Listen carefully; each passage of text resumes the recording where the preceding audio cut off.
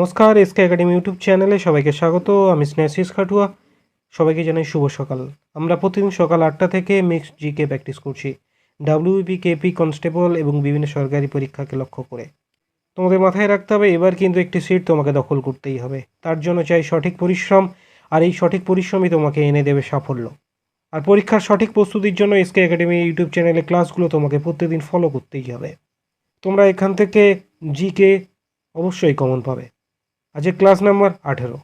ক্লাসে যারা নতুন আছো অবশ্যই চ্যানেলটি সাবস্ক্রাইব করো। চলো আজকে ক্লাসে আমরা প্রথম কোশ্চেন দেখি। 1 নম্বর কোশ্চেন, কানারাবাদ কোন নদীর উপর গড়ে উঠেছে?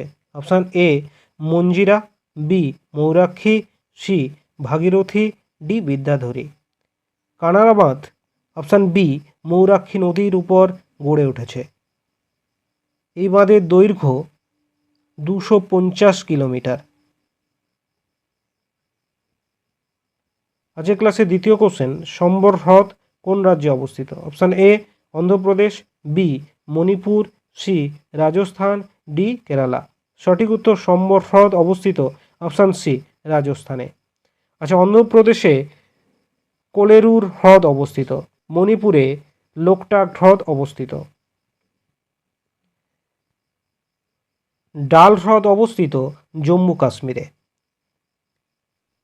3 নম্বর কোশ্চেন, ভারতের দীর্ঘতম খাল কোনটি? অপশান এ ইডেন খাল, বি মেদিনীপুর খাল, সি ইন্দিরা গান্ধী খাল, ডি দুর্গাপুর খাল।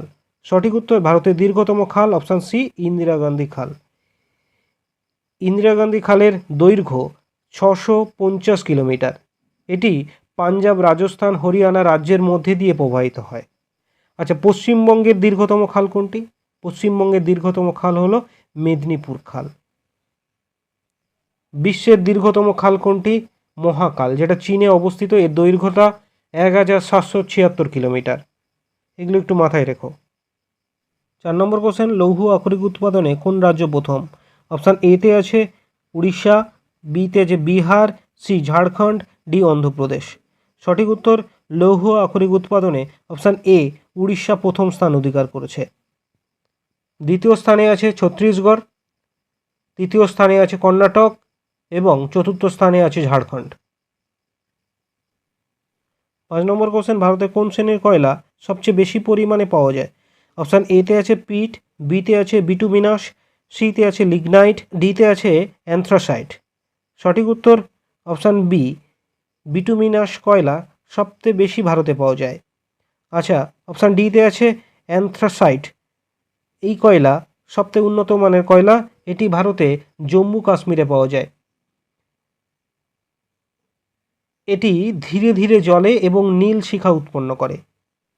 6 নম্বর, শেষ মুঘল সম্রাট কে ছিল?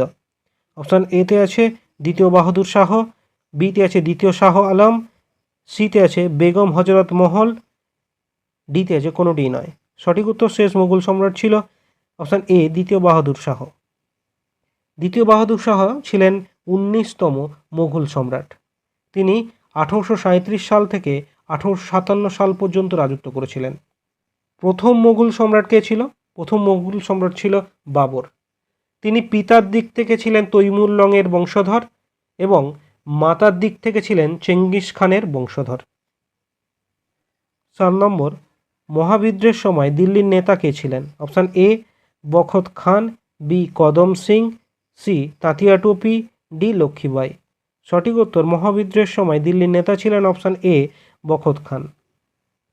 আচ্ছা, মহাবিদ্রোহ কত সালে শুরু হয়েছিল? 1857 সালে 10ই মে।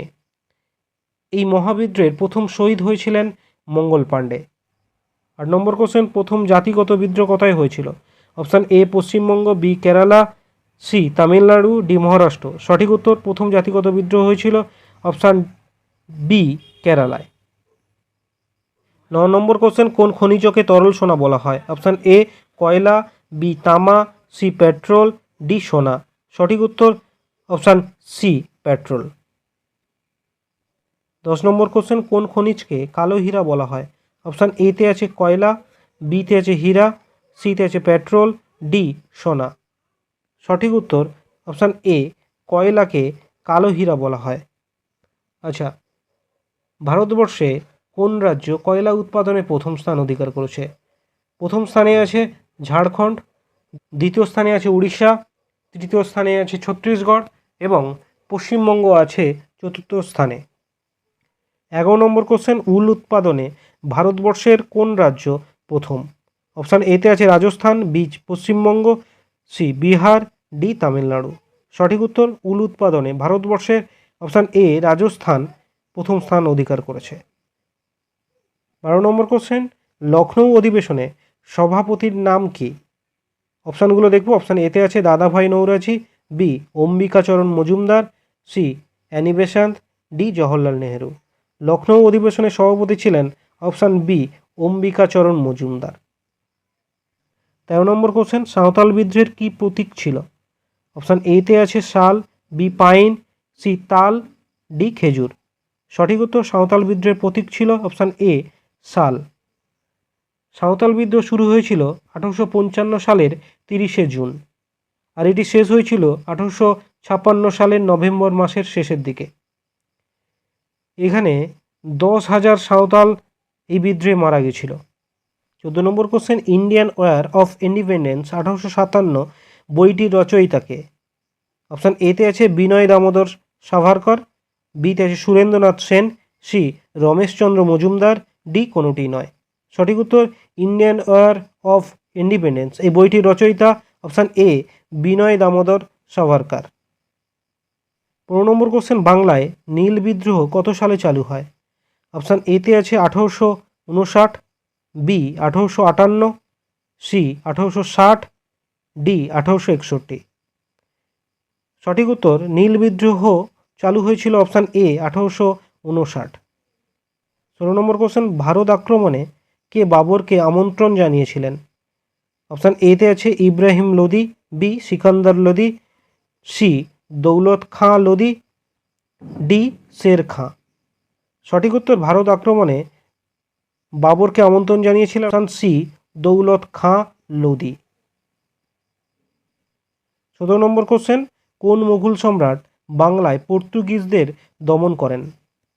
অপশান দেখব আমরা। অপশান এতে আছে Akbar, B Jahangir, C Shah Jahan, D Aurangzeb.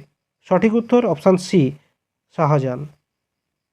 18 number question, দাস বংশের প্রতিষ্ঠাতা কে? Option A Iltutmish, B Balban, C Nasiruddin, D Qutbuddin.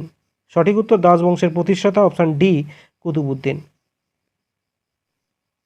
19 number question, Nasiruddin Chirag কে ছিলেন?